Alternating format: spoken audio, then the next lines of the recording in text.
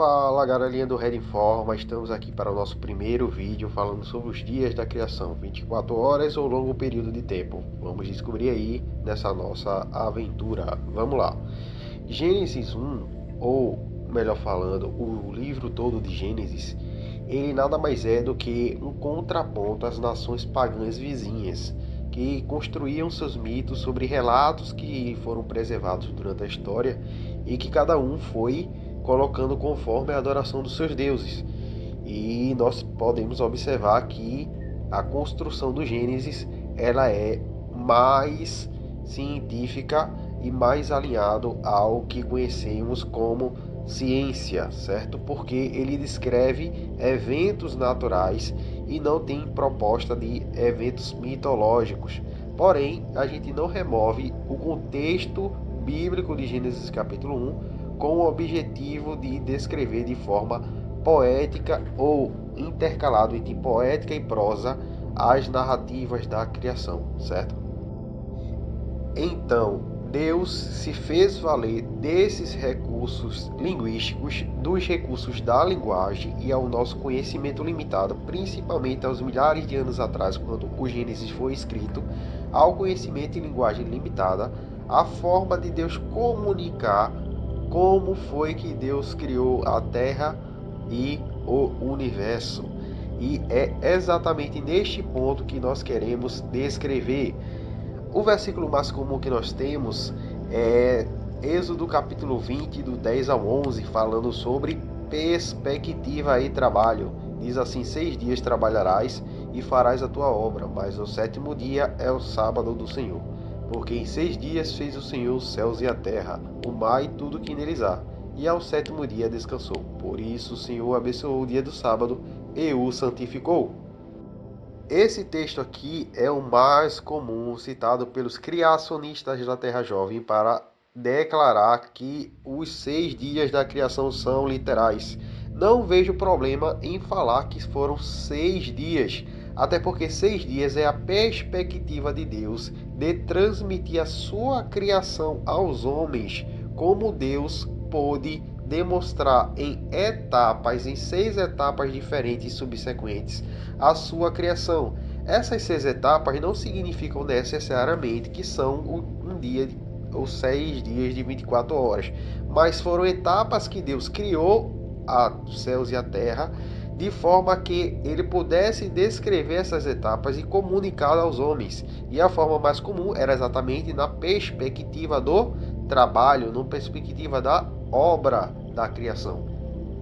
Então nós temos aí em Gênesis toda a descrição das obras de várias pessoas, inclusive das obras de Deus. Nós vemos que a criação é descrita como obra de Deus em várias perspectivas e em vários versículos. Gênesis capítulo 2, versículo 4, quando ele vai encerrar a descrição da criação, nós temos que ele diz: esta é a geração dos céus e da terra. Em outros versículos nós temos Gênesis capítulo 5, versículo 1. Este é o livro da geração de Adão, que vai contar exatamente sobre as gerações, as criações de Adão. Gênesis capítulo 6, versículo 9. Estas são as gerações de Noé. E começa falando que Noé era um homem justo e temente a Deus. E começa a contar as criações ou gerações de Noé. Gênesis capítulo 10, versículo 1. Essas são as gerações dos filhos de Noé. As criações, a gênese dos filhos de Noé. Gênesis capítulo 11, versículo 10. Essas são as gerações de Sem. Então são as criações, as gerações, as criações de Sem. Né? Gerações, criações no sentido de gerar, né? Gênesis capítulo 11, versículos 27, essas são as gerações de Terá.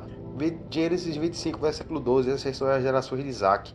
Gênesis capítulo 36, versículo 1, essas são as gerações de Esaú. Gênesis capítulo 37, versículo 2, essas são as gerações de Jacó. E se você observar, todas essas gerações, claro, umas são subsequentes à outra, mas umas não são consequentes à outra. Jacó não veio de Esaú, que também não veio de Isaac, né? Então você vê que existem várias obras que querem descrever diversas gerações diferentes, sem nenhum vínculo subsequente, mas contar determinados pontos ou etapas da história que foram importantes para que fossem relatados no livro de Gênesis. de Deus através de Deus para Moisés. Portanto, os 6 dias que o Senhor fez os céus e a terra foram 6 etapas que Deus quis comunicar aos homens o seu trabalho e a sua obra da sua criação.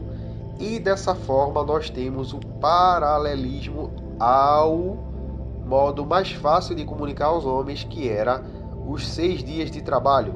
Tanto é que toda a perspectiva de Gênesis 1 é exatamente demonstrar a perspectiva da ação humana. Então era a forma de Deus comunicar a sua criação da perspectiva da ação humana, que era: durante o dia eu trabalho, durante a noite eu retorno, e assim eu finalizo o meu dia, e foi a tarde e a manhã todos os dias. Um dos temas mais problemáticos é que nós chamamos de terraformação. Os criacionistas da Terra Jovem, assim como os criacionistas da Terra Antiga, concordam que o versículo 1 de Gênesis capítulo 1, no princípio criou Deus os céus e a terra, é um versículo introdutório falando sobre a criação do universo e da terra. Nós temos um problema aqui com o criacionismo da Terra Jovem, pois Gênesis não declara a origem da terra, declara a formação da terra ou a terraformação. Em Gênesis capítulo 1, versículo 2, a terra já está formada e está sem forma e vazia, e está cheia e coberta de água, e as trevas cobriam o grande abismo. Ou seja, a terra estava formada, estava em meio às trevas, e Deus pairava sobre a superfície das águas, demonstrando a perspectiva de Deus sobre a formação da terra. Na perspectiva do criacionismo da Terra Antiga, nós temos que esse versículo de Gênesis capítulo 1, versículo 1, é um versículo introdutório e, ao mesmo tempo, é um versículo que já contém elementos que não querem detalhar a criação do restante do universo, certo? Então, o restante do universo, ele não é detalhado por Deus como ele foi formado, apenas que ele foi criado no princípio, quando Deus criou os céus, o universo e a terra. E nós temos que a terra, porém, estava sem forma e vazia. Da perspectiva do criacionismo da Terra Jovem, existia um grande vácuo, existia apenas o universo em espaço, sem nenhuma matéria ou luz, e a Terra estava no meio desse espaço escuro. E não é o que Gênesis quer propor. O que Gênesis quer propor é não descrever detalhadamente a criação do universo, mas a terraformação, ou a criação e a formação da terra. Lá em Gênesis capítulo 1, nós temos outro problema para o criacionismo da Terra Jovem: o problema da luz e o primeiro dia. Disse Deus: haja luz, e houve luz. E viu Deus que a luz era boa, e fez separação entre luz e trevas. Chamou a luz dia e as trevas noite. Houve a tarde e a manhã, o primeiro dia. Aqui nós temos o ato criacional de Deus no primeiro dia, criando o dia e criando a noite, e havendo tarde e amanhã. Então nós temos a vigência do ato criativo de Deus ao primeiro dia. Então nós temos aqui um paradoxo, ou vamos dizer assim, uma redundância a respeito do dia literal de 24 horas. O que seria mais proposto, ao qual responde o criacionismo da Terra Antiga, é que, mais uma vez digo eu, é a perspectiva de Deus transmitida aos homens de sua obra da criação, da forma que houve tarde, houve o sentido caótico, escuro, e veio a manhã, que é o momento de trabalho em que Deus fez a obra e comunicou aos homens a sua criação. E assim veio o primeiro dia, a primeira etapa da criação de Deus comunicada aos homens. E nós vemos aí que a criação da luz, Deus chama a luz dia, então o dia está sendo aplicado a uma parte do dia e não o dia de 24 horas. E nós temos outra aplicação também de dia da mesma palavra Ion do hebraico em Gênesis capítulo 2, versículo 4. Essas são as gerações dos céus e da terra quando foram criados no dia Ion, em que o Senhor fez os céus e a terra. E dia aqui está se referindo a toda a semana da criação, demonstrando mais uma vez que a perspectiva é da criação e das obras de Deus nas etapas em que ele criou a Terra e o universo. O próximo problema que nós temos é o problema do Sol e da luz. Em Gênesis capítulo 1, versículo 14 diz: haja luzeiro nos firmamentos dos céus para fazerem separação entre o dia e a noite. Então, no quarto dia, Deus cria os luminares para separação entre o dia e a noite. Então, ele é claro que houve a separação entre o dia e a noite de maneira formal apenas no quarto dia. Ainda que os criacionistas da Terra Jovem aleguem que a luz tenha sido criada no primeiro dia, e isso justificaria a rotação da Terra em 24 horas, não daria claridade à proposta do autor de Gênesis em dizer que os luzeiros no firmamento dos céus fizeram a separação entre o dia e a noite exatamente nessa criação do quarto dia. Além disso, ele ainda diz: e sejam sinais, eles para sinais, estações para dias e anos.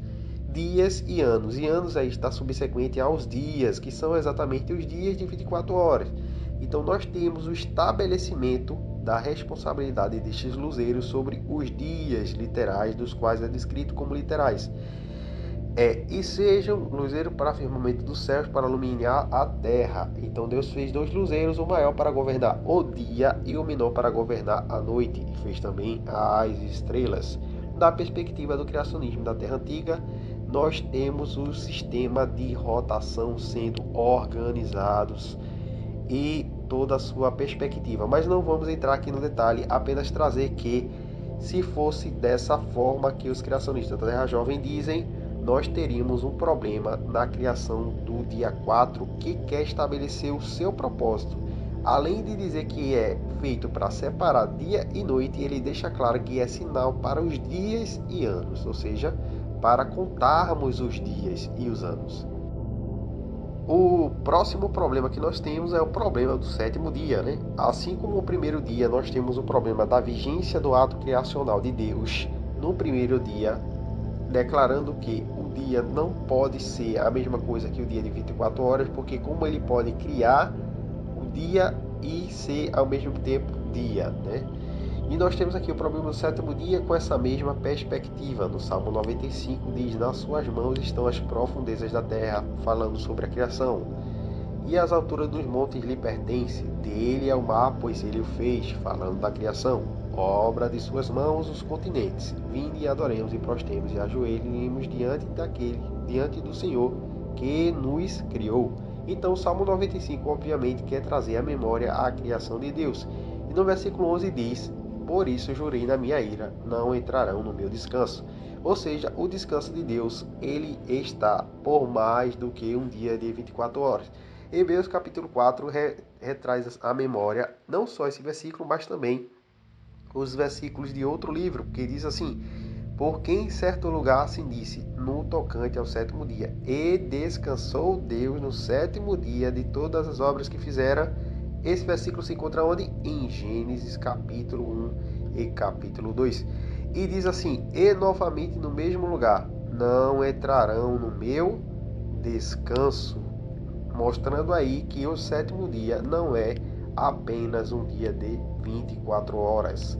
E faz o paralelo com Gênesis capítulo 1. Então nós temos justificativas aí de que o paralelo entre os 6 dias de Êxodo capítulo 20, versículo 10 e versículo 11 não pode ser um paralelo de forma direta, porque aí teríamos também que fazer o mesmo paralelo para o sétimo dia, do qual foge da perspectiva das 24 horas no versículo do Salmo 95 e de Hebreus capítulo 4.